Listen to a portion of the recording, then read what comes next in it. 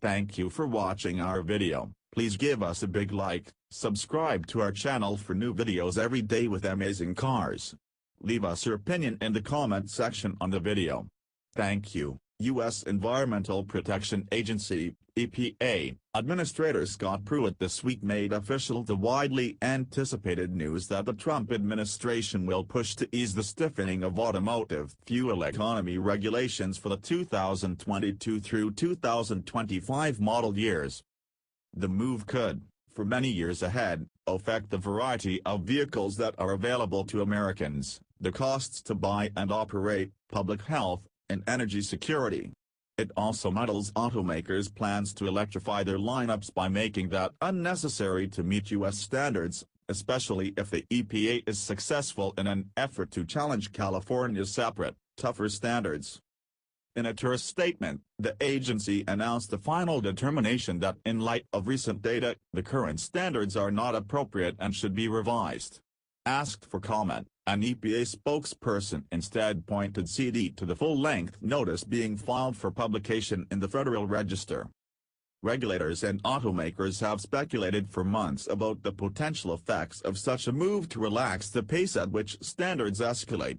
Existing corporate average fuel economy (CAFE) regulations for 2018 through 2021, long ago locked in, will remain in place. Until now, many groups had expected the existing framework to remain in place as well but frozen at the 2021 level. But with this latest statement, the EPA leaves the option open to completely restructure the program.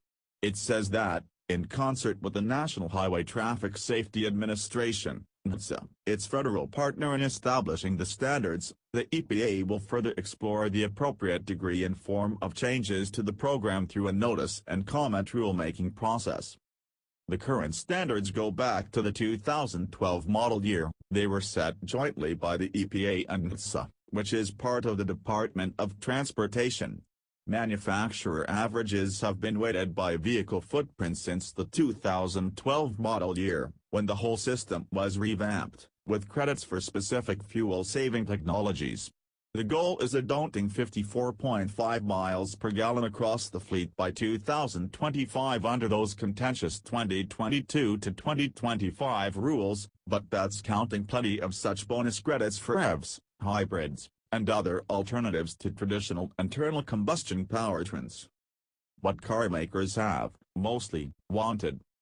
Although individual automakers were remarkably silent on this new development, two powerful industry advocacy groups that represent the automakers' interests in Washington, D.C., both cited in the EPA determination, released statements supporting the administration's move and the pursuit of a single national standard. The Alliance of Automobile Manufacturers, or Auto Alliance, stressed the affordability aspect that the relaxed requirements might allow. The Alliance, which represents all the domestic automakers plus many foreign ones, including BMW, Jaguar Land Rover, Mazda, Mercedes-Benz, Mitsubishi, Porsche, Toyota, Volkswagen Group, and Volvo Car USA, called Pruitt's move the expected necessary step that sets in motion a future rulemaking where the government will propose a range of alternatives, sharing the data gathered to support various options, and seek public comments. The Association of Global Automakers, which represents more niche and overseas automakers and suppliers including Aston Martin, Bosch, Denso, Ferrari, Maserati, and McLaren, along with Honda, Hyundai, Kia, Nissan, Subaru, and Toyota, echoed the alliance's position and pointed to the decline in vehicle sales, lower gas prices, an increased preference for light trucks over cars, and sluggish demand for high fuel economy vehicles as reasons to amend the standards. The renewed pressure for a single nationwide standard may not go very far in getting California to yield ground regarding its zero-emission vehicle (ZEV) targets, short of a complete reversal of the Section 177 waiver that allows California to adopt alternate rules and permits 11 other states to follow them. Mary Nichols, chair of the California Air Resources Board, CARB, called the EPA's announcement a politically motivated effort to weaken clean vehicle standards and accused the agency of taking the auto industry backward. This is not a technical assessment, it is a move to demolish the nation's clean car program. EPA's action, if implemented, will worsen people's health with degraded air quality and undermine regulatory certainty for automakers, she said in a prepared statement. The EPA's own language in the declaration doesn't disguise its political motivations. On the whole, the administrator believes the by 2022 to 2025 greenhouse gas emission standards are not appropriate and, therefore, should be revised as appropriate, it states, elsewhere adding, the president, referring to Trump, made clear in his remarks, if the standards threatened auto jobs, then common-sense changes would be made in order to protect the economic viability of the U.S. automotive industry. For Pruitt, the California waiver stands as a juxtaposition. As the former Attorney General of Oklahoma, he previously spent many years alleging that the EPA had overstepped its Clean Air Act authority. Now he's taking a step back. Shaky ground. The federal agency points to some data, economic rather than environmental, to support its decision. It notes that Trinity Consultants and NERA Economic Consulting found that the 2022 to 2025 standards could cut total vehicle sales over those model years from 65 million to 63.7 million due to higher vehicle prices. EPA concludes that affordability concerns and their impact on new vehicle sales should be more thoroughly assessed, further supporting its determination to initiate a new rulemaking for the 2022 to 2025 standards. As counterpoint, the Natural Resources Defense Council, NRDC, cites a report from Synapse Energy Economics that projects more than 100,000 additional jobs in 2025 due to nearly $40 billion in fuel saved by U.S. households by 2025, plus a more than $13 billion boost in the U.S. GDP by that year that it attributes to increased efficiency and innovation that would accompany the previous standards. In research conducted for the NRDC, the Union of Concerned Scientists, and the American Council for an Energy-Efficient Economy, Synapse found flaws in the jobs report being used as a primary source by the Auto Alliance, instead forecasting a positive jobs outcome for every year of the new standards.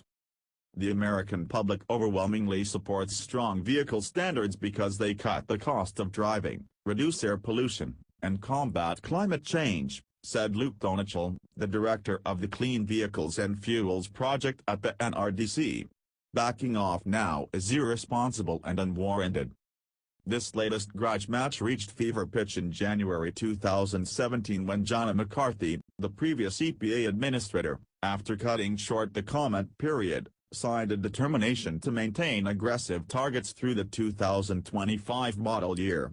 A July 2016 draft technical assessment report had found that automakers were meeting the standards by innovating in a time of record sales and stated that only a modest uptick in the proportion of hybrid cars sold would be necessary to meet the tougher regulations.